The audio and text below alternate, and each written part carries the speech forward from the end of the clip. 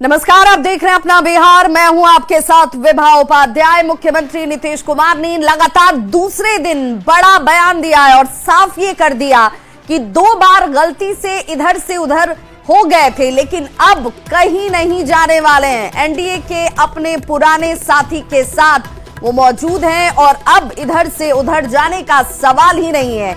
यानी नीतीश कुमार ने 2025 के चुनाव से पहले राजनीति में खेला होने के सभी अफवाहों पर विराम लगा दिया है। मुजफ्फरपुर में प्रगति यात्रा के दौरान मीडिया से बातचीत के दौरान बिहार के मुख्यमंत्री नीतीश कुमार ने कहा कि 2 बार गलती से उन लोगों के साथ चले गए थे, लेकिन अब फिर से पुराने साथी के वो साथ हैं। सीएम ने बिना किसी का नाम लिए आरजेडी पर कोई काम नहीं करने का आरोप लगाया। इसके पहले कल गोपालगंज में भी सीएम नीतीश कुमार ने कहा था कि 2 बार गलती हो गई, अब एनडीए को छोड़कर कहीं नहीं जाने वाले हैं। अब पहले जो था वो सबको खूब प्रेस वाला देते हैं। अरे हम तो 2 बार गलती से उस सबके साथ जोड़ दिया, अब तो हम फिर पुराना साथी में है।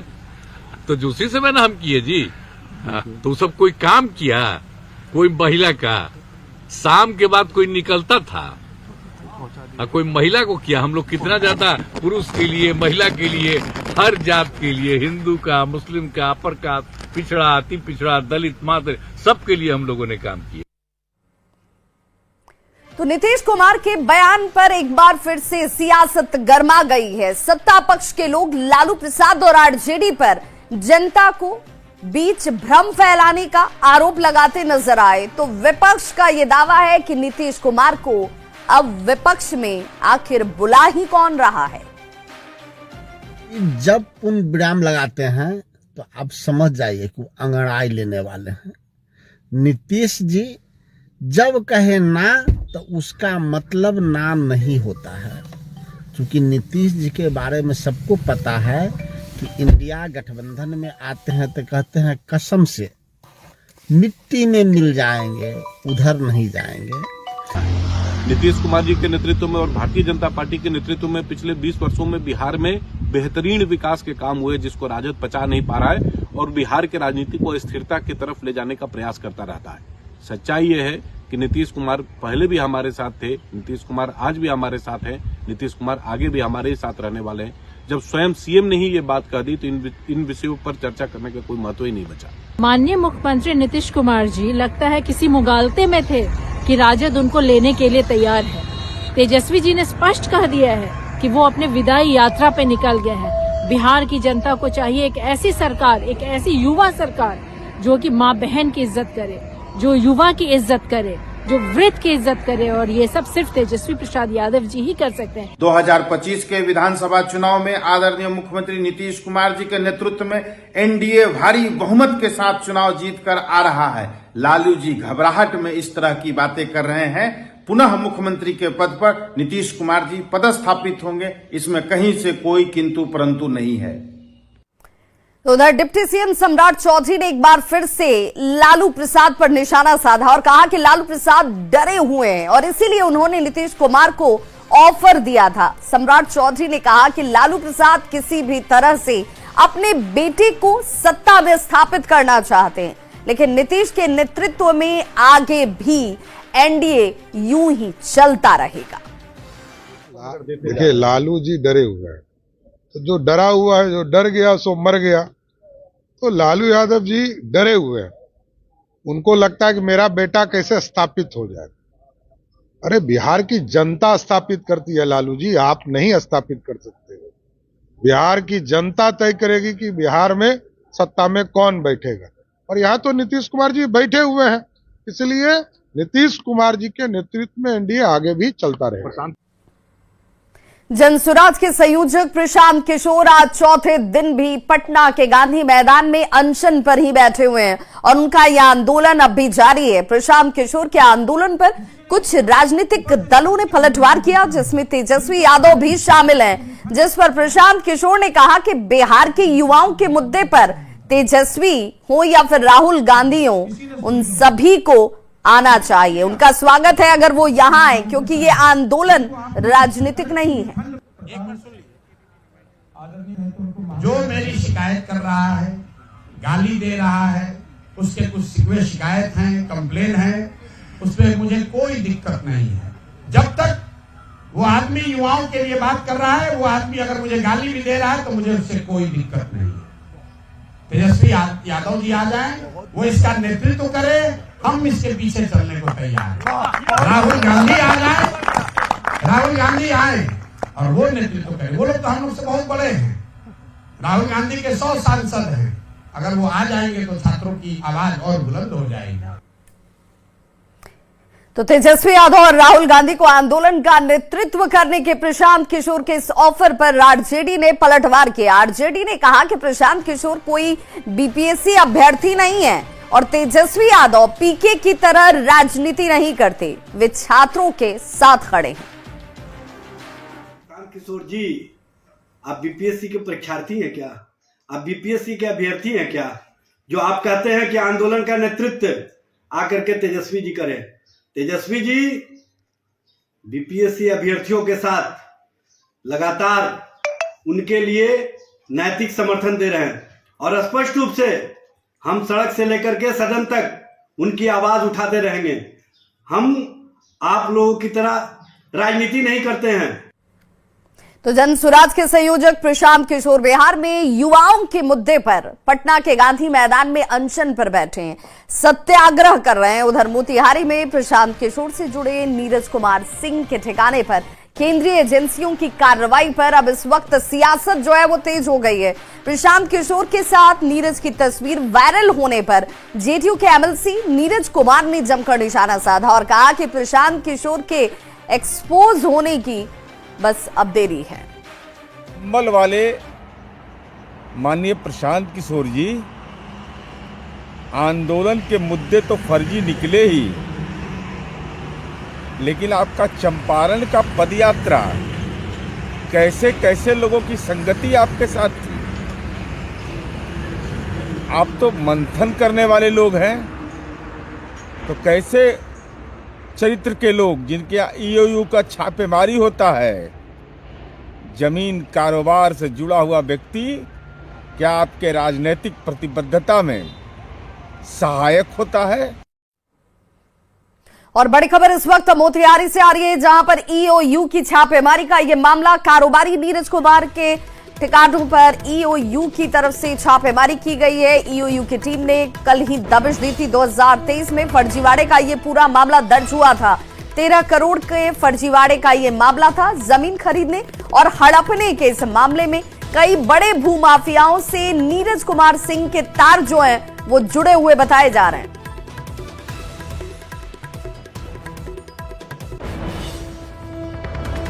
पूर्व उप मुख्यमंत्री सुशील कुमार मोदी की आज जयंती है। इस मौके पर श्री कृष्ण मेमोरियल हॉल में जयंती समारोह का आयोजन किया गया, जिसमें मुख्यमंत्री नीतीश कुमार ने भी पूर्व डिप्टी सीएम को श्रद्धांजलि अर्पित की और उनके काम को याद किया गया। नीतीश कुमार के साथ डिप्टी सीएम सम्राट चौधरी और विजय कुमार सिन्हा के अलावे जल संसाधन मंत्री विजय कुमार चौधरी और स्वास्थ्य मंत्री मंगल पांडे भी मौजूद रहे। सभी ने सुशील मोदी की तस्वीर पर फूल चढ़ाकर श्रद्धांजलि दी। नीतीश कुमार जी का अभिनंदन करें, स्वागत करें।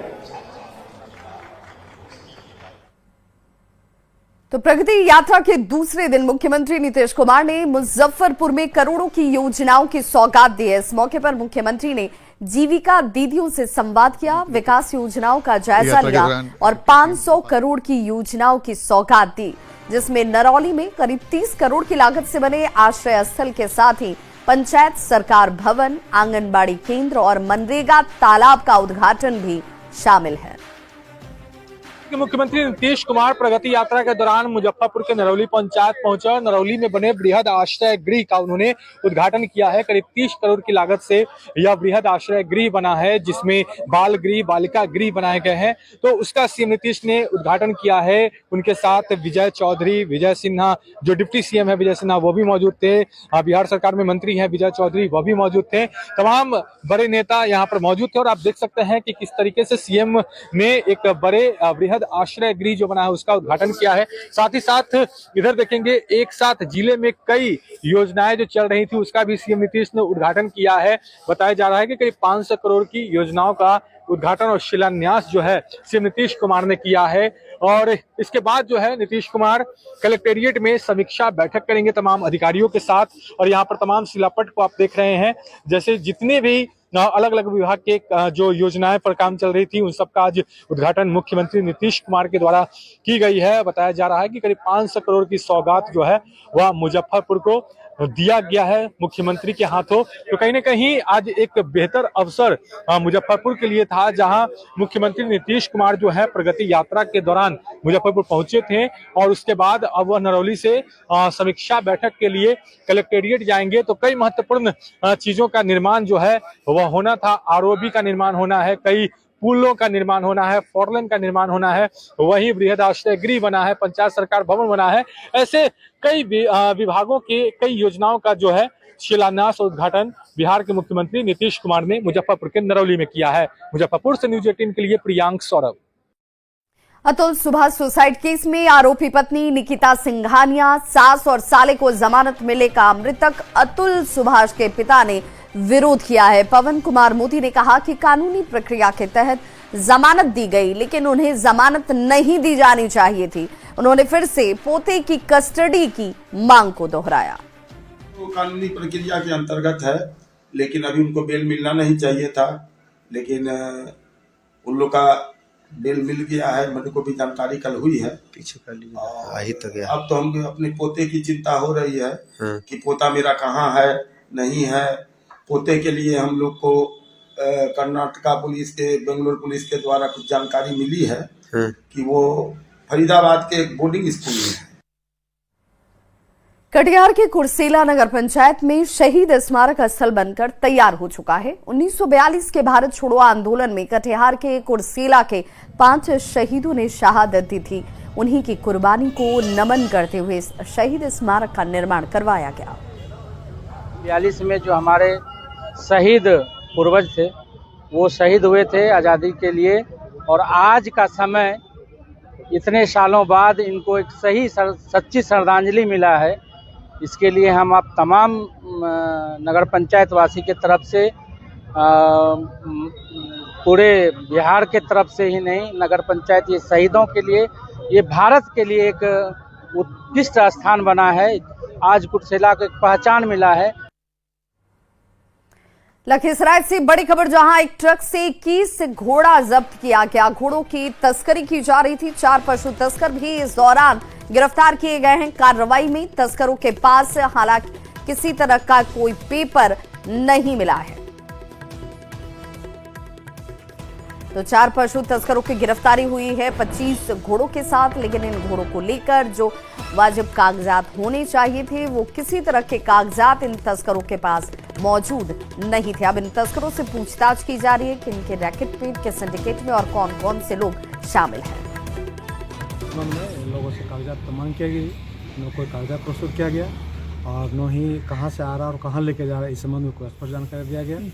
तत्पश्चात बड़ी पदाधिकारी को सूचित करते हुए इनको विधिवत जब्ती सूची बनाते हुए गिरफ्तारी किया गया और सभी घोड़ों को जब्त कर लिया गया।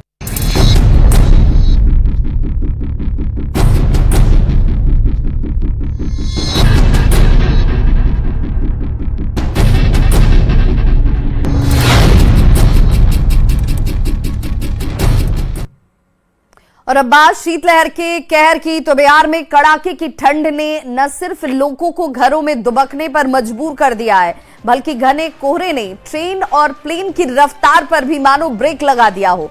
पटना रेलवे स्टेशन से होकर गुजरने वाली कई ट्रेनें इस वक्त घंटों देरी से चल रही हैं। इस वजह से यात्री प्लेटफॉर्म पर परेशान नजर आ रहे हैं। इस खबर पर ज्यादा जानकारी दे रहे हैं न्यूज 18 संवाददाता संजय कुमार।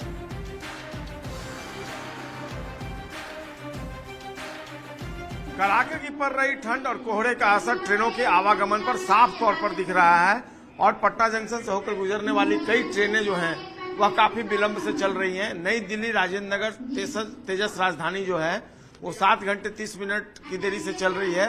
नई दिल्ली इस्लामपुर मगध सुपरफास्ट 7 घंटे की देरी से चल रही है। नई दिल्ली राजेंद्र नगर संपूर्ण क्रांति जो है वो 8 घंटे विलंब से चल रही है। इसके अलावा आनंद विहार भागलपुर विक्रमशिला सुपरफास्ट एक्सप्रेस 8.5 घंटे की देरी से चल रही है। नई दिल्ली राजगीर श्रमजीवी जो है वो 3 घंटे 30 मिनट की देरी से चल रही है। इसके अलावा अजमेर भागलपुर साप्ताहिक एक्सप्रेस 3 घंटे 45 मिनट की देरी से चल रही है। मैसूर दरभंगा बागमती सुपरफास्ट जो है वो 4 घंटे 45 मिनट की देरी से चल रही है। इसके अलावा लोकमान्य तिलक कटिहार डिब्रूगढ़ एक्सप्रेस 2 घंटे 45 मिनट विलंब से चल रही है। इसके अलावा जो कई और ट्रेनें हैं वह भी काफी विलंब से चल रही हैं। इसके अलावा देख लीजिए नई दिल्ली हावड़ा दुरंतो सुपरफास्ट जो है वो भी काफी विलंब से चल रही है, यानी 14 घंटे 30 मिनट के विलंब से यह ट्रेन चल रही है। दिल्ली कामाख्या ब्रह्मपुत्र मेल जो है 4 घंटा 30 मिनट के विलंब से चल रही है। आनंद विहार मालदा टाउन जो साप्ताहिक एक्सप्रेस है वो 2 घंटा 30 मिनट के विलंब से चल रही है।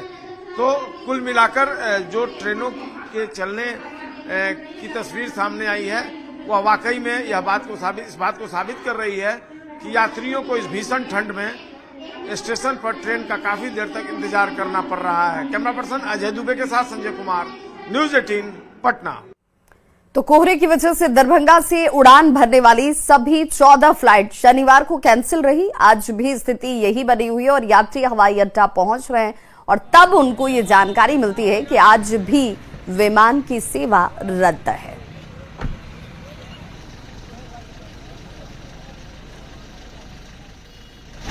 जाना था स्पाइस जेट की फ्लाइट से, पर उन्होंने कुछ भी पहले हमें बताया नहीं कि कैंसिल हुआ कि क्या हुआ।